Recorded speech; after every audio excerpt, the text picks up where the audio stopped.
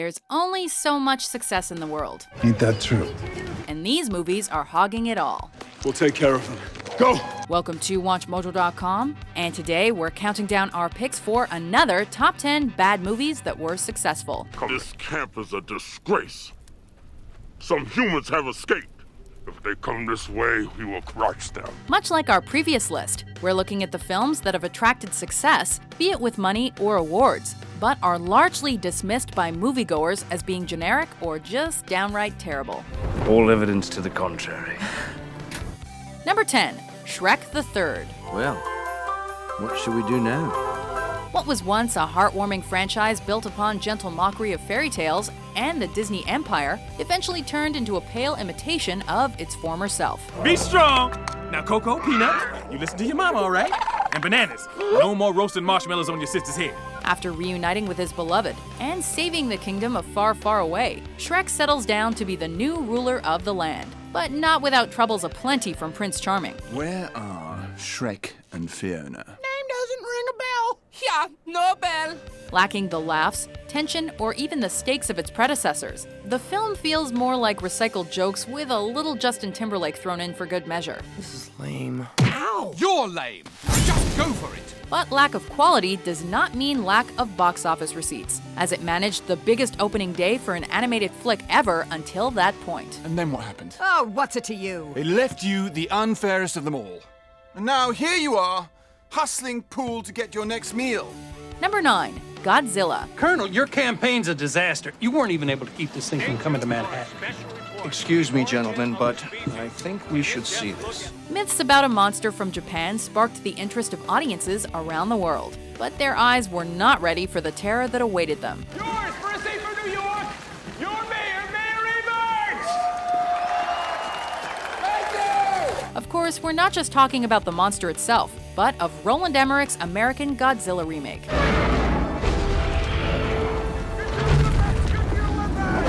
The film's mega marketing campaign tried to entice fans with the promise of something huge, much of which may or may not have been ripped off from Jurassic Park. And cinemas were packed with excited fans, who were met with a convoluted mess filled with terrible acting and, worse yet, a redesigned monster that was almost unrecognizable. Well, at least the soundtrack was good.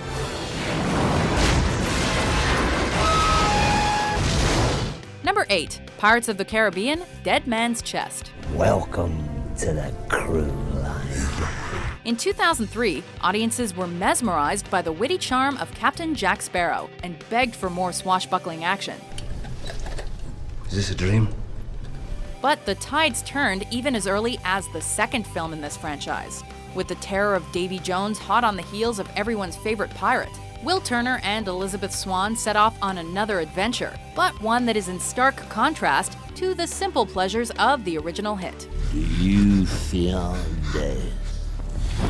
Basically serving as a big ad for the next installment, plot lines are mangled together in this bloated 2.5-hour mess.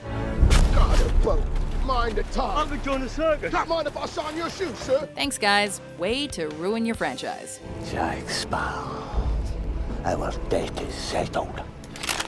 Number 7, G.I. Joe Retaliation.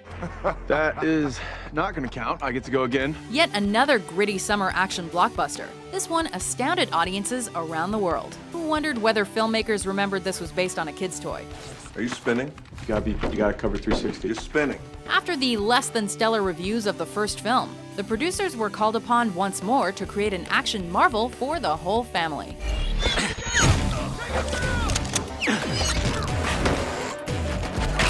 Originally, Retaliation was set for release in 2012, but it was delayed almost a year so it could be converted to 3D.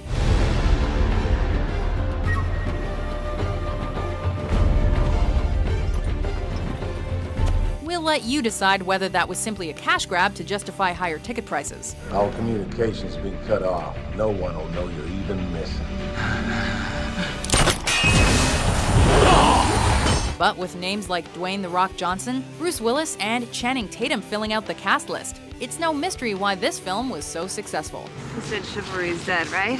Chivalry. Number 6, Resident Evil Retribution.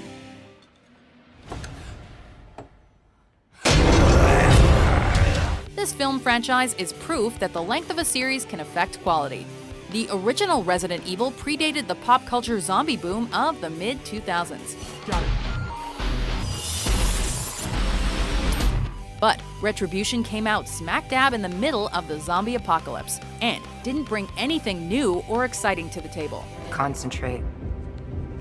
It's just like a camera. Point and shoot. Worse than that, Paul W.S. Anderson's flesh-eating franchise resets its own unfocused timeline and obliterates any coherence that remained.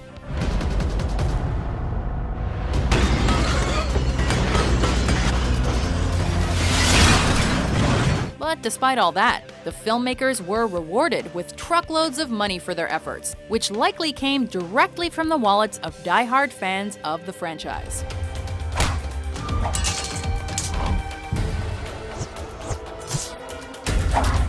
Number 5. Grown-ups. Buddy, I thought you were gonna start working out. What does that mean? You're fat? No! The film starts with a generic premise. A group of friends reunites after 30 years, and shenanigans ensue. Things go even further down the drain when you take a look at the cast list. It seems like Adam Sandler just called his buddies and basically said, "Let's get stupid." Grow up, will you? Brought to you by Happy Madison Productions. This quote comedy blends together all the fart jokes and horrendously loud noises you'd expect, stitching them together with a very thin plot. What's the problem? Oh, yeah. Critics did their best to prevent innocent moviegoers from subjecting themselves to this horror, but to no avail. Of course she's a nanny. When does the lying stop? It stops right after this. It earned $40 million its opening weekend alone, and spawned an equally stupid and successful sequel. And wave them like you just don't care. Say ho! Oh! Say ho! Oh! Number 4. Planet of the Apes. Bow your heads! The classic piece of cinema that once starred Charlton Heston has now been remade into Tim Burton and Marky Mark's biggest regret. You maniacs! Take your stinking hands off me, you damn dirty human! It takes a certain level of commitment to make a story about apes ruling a planet seem sincere, although it has been done. Damn it. But this reimagining was full of bland scenes, non-existent chemistry, and a completely laughable twist on the iconic twist ending.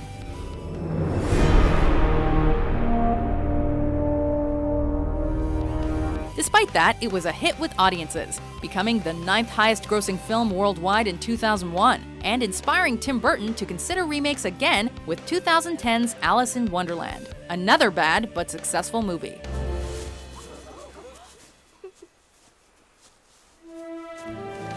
Number 3. Taken 3.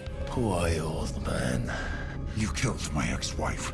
Oh, how the mighty, vengeance-filled Liam Neeson has fallen. But you're not gonna kill my daughter.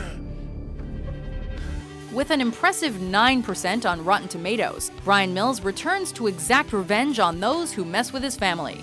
Again. Taking my phone, sending texts, and then erasing them. Sadly, the plot was exactly what you were expecting, but audiences weren't expecting just how watered down the violence and action would be. Also, it was possible that maybe, just maybe, the premise was getting a little bit ridiculous. Yet, due to the immense popularity of the series with fans reminiscing about the good old days of the original movie, Taken 3 was pretty successful financially nonetheless. You do exactly as you were told. Don't improvise. Try anything funny, and they'll kill you. And if they don't, I will. Number 2. X-Men Origins Wolverine.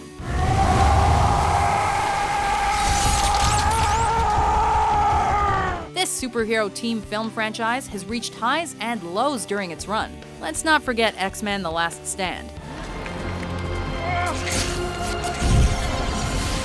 But none was as devastating yet successful as this installment. This is not about you, Logan. Country needs you. I'm Canadian. Enticed by the wonder of a standalone Wolverine flick with Hugh Jackman at the helm, longtime fans flooded theaters, but were left to wallow in the misery of the meandering mess before them.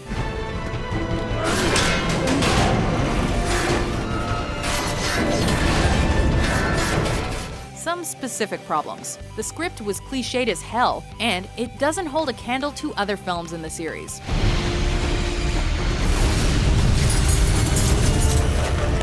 Need more reasons to hate on it? Try a mouthless Deadpool, a half-assed Gambit, and will.i.am in a supporting role. Hold on. He don't get into round 4. But I gotta warn you, he developed a bit of eating disorder. We all got our coping mechanisms. Trying to whip him back into shape. Before we unveil our #1 pick, here are a few honorable, or in this case, dishonorable mentions. I know you're gonna find your way. Trust me, honey, because you have the strength of a lion and the soul of a poet. Don't wanna close my eyes. I don't wanna fall asleep, cause I'd miss you, baby. And I don't wanna miss a thing. Well, that's disappointing. Dad, just try not to make an even bigger mess of things. #1, A Good Day to Die Hard. Good luck. Back in the 80s, audiences ate up the story of a brash NYC cop taking on terrorists. Yippee-ki-yay, motherfucker. But where Bruce Willis was once a barefooted badass with an attitude, 25 years later, he was a bored-looking, aging action star. Tony, check. Smells bad. Though he was still capable of bringing in box office returns bigger than his ego. Why all this trouble for just one guy? Depressing may be the word that best describes John McClane's fall from grace, with the 5th Die Hard installment a generic shell of its former glory. What a joke. You shut up. Try not to touch anything, all right? You've done enough goddamn damage. With terrible dialogue and none of the joy of the original. All right. What? Get it. Even more tragic is the fact that McClane became a supporting character in his own movie. It was a critical failure, but it made almost $305 million. So, yippee-ki-yay, we guess. I wanna wake up in a city that never sleeps. That's it. Never sleeps. Do you agree with our list? What bad box office smashes have we missed? Come on! Faster! For more successful top 10s published every day, be sure to subscribe to WatchMojo.com. No!